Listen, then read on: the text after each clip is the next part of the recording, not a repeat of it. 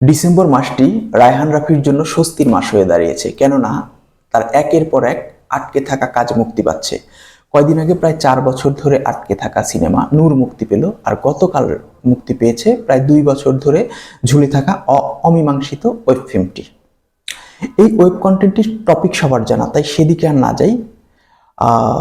সিনেমাটি দেখে আমার মনে হয়েছে এই সাংবাদিক দম্পতির নিহত হওয়ার বেশ কিছু কারণ এখানে তুলে ধরেছেন রায়হান রাফি, যেগুলো ওই হত্যা মামলার তদন্ত কমিটির সদস্যদের মুখ দিয়ে তিনি বের করেছেন। মূলত ওই গল্পগুলো নিয়েই এগিয়েছে ওয়েব ফিল্মটি। এবার বলবো কেমন লেগেছে সেই গল্পগুলো।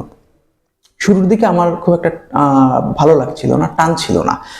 বিশেষ করে দৃশ্যের রিপিটেশন, এটা আমার কাছে খুব বিরক্তিকর লাগছিল। যদিও একটু এদিক সেদিক করে একই দৃশ্য বারবার দেখাচ্ছিলেন নির্মাতা, হয়তো তার গল্পের স্বার্থে, বাট আমার কাছে ভালো লাগছিল না অনেকটা, এবং গল্পগুলো অনেকটা জায়গায় প্রাণহীন লাগছিল। এভাবেই সিনেমাটি অর্ধেকের বেশি সময় চলে যায়। ভাবতেছিলাম গেল বুঝি ফিল্মটা। ঠিক তখন শাহিন যেমন ডটের পোলাকে ধরে ফেলেছিল, আমাকেও সেভাবে ধরে ফেলে অমীমাংসিত। এরপর বিরক্তি আমাকে আর ছুঁয়ে যায়নি, উল্টো ভেতরে একটা চিনচিনে ব্যথা কাজ করছিল। শেষের দিকে যা হাহাকারের রূপ নেয়। এর চেয়ে বেশি কিছু গল্প নিয়ে বলা সম্ভব না, কারণ স্পয়লার দেয়া আর বাড়া ভাতে ছাই দেয়া একই কথা। এবার বলবো কে কেমন অভিনয় করেছেন। অমীমাংসিত ওয়েব ফিল্মটিতে যারা কাজ করেছেন প্রত্যেকে নিজেদের জায়গা থেকে ভালো করেছেন। ইমতিয়াজ বর্ষণ, মনোজ প্রামাণিক, তানজিকা আমিন, রাশেদ মামুন, অপু সহ আরও যারা ছিলেন। তবে উল্লেখ করার মতো মনোজ, তানজিকা আর অপু।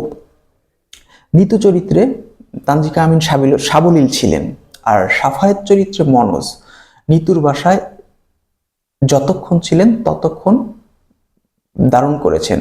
ওই সময়টাতে তার এক্সপ্রেশন, ডায়লগ, সাইকোপ্যাথের মতো আচরণ, প্রত্যেকটা জিনিস ভালো হয়েছে।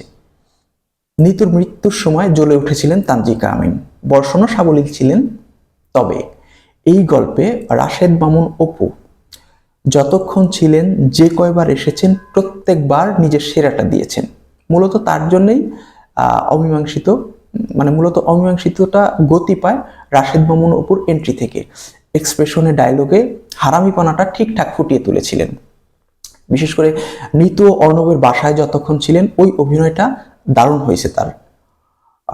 নিতু এবং অর্ণবের সন্তান সৃষ্টিকে ঘিরে বেশ কিছু ইমোশনাল দৃশ্যের অবতারণা হয়েছে। ওই জায়গাগুলোতে তার চুপ করে থাকা, নির্বাক চাহনি এবং তাকে ঘিরে অন্যদের ইমোশনাল কথাবার্তা, এগুলো আমাকে আবেগতাড়িত করেছিল। এডিটার সাউন্ডে আমার কোনো সমস্যা মনে হয় নাই, তবে একটা জায়গায় না গরমিল লেগেছে। বিশেষ করে ওই যে নিতু যখন বাসায় ঢোকার পর সৃষ্টিকে কই কই বলে ডাকছিল, এই কই কই ডায়লগটা নিতু বাসায় ঢোকার আগে, অর্থাৎ গাড়িতে থাকতেই শোনা যাচ্ছিল। এটা একটা ভুল, এটা আমার মনে হয় খেয়াল করা উচিত ছিল। এর বাইরে তেমন কোনো অসামঞ্জস্যতা আমার চোখে পড়েনি। তবে শেষের গানটা ভালো লেগেছে। দৃশ্যায়নের চেয়ে কথাগুলো শোকের পেরেক ঠুকতে বেশি কার্যকর ছিল। সব শেষে কিছু কথা বলবো।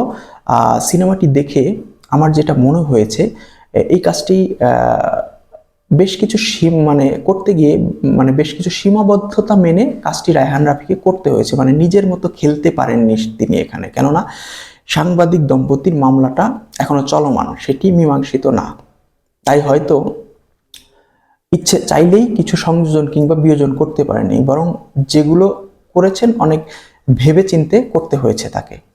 সবশেষে এক কথায় আমার কাছে যদি জানতে চাওয়া হয় কেমন লেগেছে অমীমাংসিত, আমি বলবো প্রথম 40 থেকে 50 মিনিট গল্পটি আমি ধরে রেখেছিলাম, আর এরপরে যতক্ষণ ছিল গল্পটি আমাকে ধরে রেখেছিল।